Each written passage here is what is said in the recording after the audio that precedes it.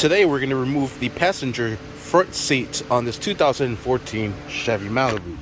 First thing we're going to do, slide the seat all the way up forward. Next we'll come to the back and we'll be using a Torx 50 with a ratchet to remove the bolt that is here and right here. So this will go here and just loosen this up and we'll remove it from there. And the same thing for the other one right over here. Once you have both of them loose, just remove them from their location and just set them over to the side.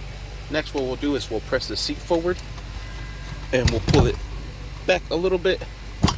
Well, there it's loose, but now we have to go to the other side. So we'll bring this up forward and we'll pick this up a little bit. That way we can get the bottom hooks from the bottom. It would be easier if you have both hands. So just pick it up, tilt it forward, and then pick it up and pull back a little bit. Alright, and there it is, nice and loose. Next thing we got to do is remove the seat belt. So we're going to open up this cover here. Alright, so we'll pop this open. Got to get behind that. Alright, and there it is. And that exposes a 10mm bolt.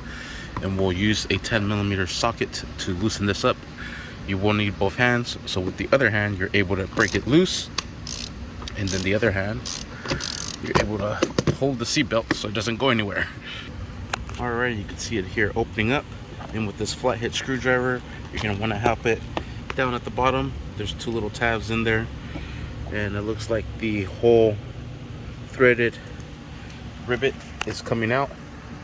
Alright, so it's just like so, using the flathead kind of help it out. There's a little tab there at the bottom, and there's another one down here, so we'll have to help it out.